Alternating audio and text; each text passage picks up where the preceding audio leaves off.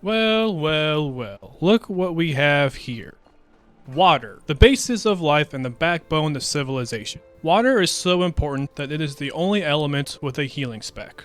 Name a city and there is a water source right there to sustain it. This is true in our world, and you know where else it is true? Skyrim. Morthal? River. Riften? Lake. Whiterun? I guess a river flows in you.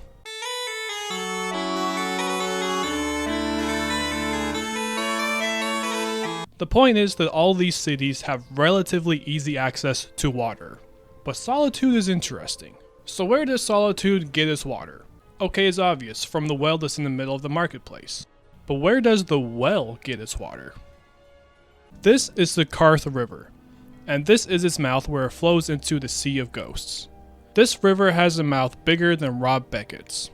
Now if you've ever been a kid and dug a hole right next to a body of water, and then that hole starts to fill with water, that's pretty much how wells work. The river has a water table, which is the upper surface of the zone that's saturated with groundwater, and under that surface are aquifers that fill with water when you tap into it. But anyone who's played this game and is familiar with Riften, then you know that not all wells can be trusted. They aren't all holes accessing underground water. They're usually more like light sources for where the cool kids hang out, or they're water tortured prison cells. Occasionally you'll come across a small farm that relies on a water well, and I think it's safe to say that those are legitimate wells. But this well, I just don't trust it. First of all, if this is a true well, then it would have to be pretty deep to tap into the water table of the Karth River. Which is probably possible, especially when you consider the help of magic, since that's a thing in this world. The deepest medieval water well that I could find was the well at the Beeston Castle in Cheshire, England, which was built around the 1220s.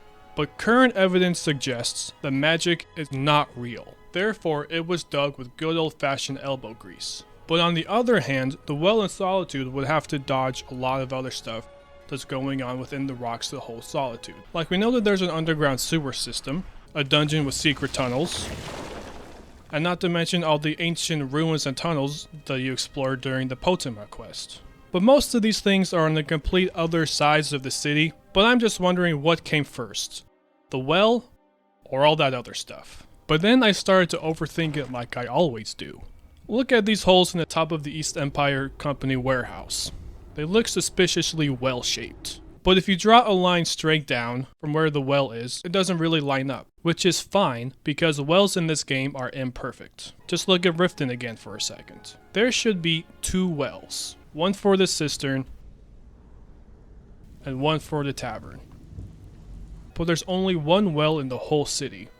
If you look at the maps, there's a chance that the well lines up with the tavern hole. But the well for the cistern should be right where the Temple of Mara is. Alas, it is not. But in terms of the Solitude well, yeah, I think it's probably tapping into an aquifer near the river. Because if it is dipping into the warehouse water, there's a chance that water would be brackish since it's so close to where the river meets the sea. But the fact that this is Solitude's only well is kinda crazy. First of all, is it big enough to sustain all 62 people to live in Solitude? Yeah, probably. There's no showers yet, so people use less water. But it would be a shame if someone dropped some nightshade in there. Or if there was a fire.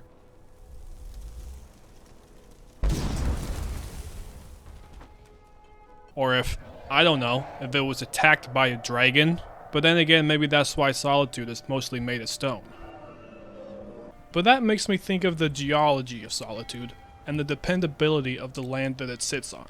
Because as it turns out, large river deltas are not where you want to build major cities. Now I know Solitude is not built on the delta directly, but it is on a cape that's on the delta. And it was built up high to avoid the cold winds that come from the Sea of Ghosts. Ideally, you would build your cities as far upriver as sea-bowing goats can go, which I guess they're doing here. But for example, London is well up the Thames. Same thing with Rome and the Tiber. And Alexandria is on the side, dodging the Nile's delta. You do this because deltas flood. They silt up ports and they get infested with bugs because the surrounded area usually becomes marshes. And this is true to the area that surrounds the Solitude docks. Solitude, for the most part, doesn't have to worry about the floods. I don't think the Skyrim's ice caps face the same threat that ours do. and it would only be the poor dock workers that have to deal with the silt and the bugs. But what Solitude does have to worry about is the most dangerous part, and that is that sometimes a delta can shift completely. Over long periods of time, a river delta can slowly move the position of a cape by depositing sediment as its base. Which brings up the question, if the delta of the Kartha River were to shift, how much of the surrounding land would it take with it? I imagined it would take a very long time, but if it did happen, would Solitude get the winter hole treatment and just collapse into the sea?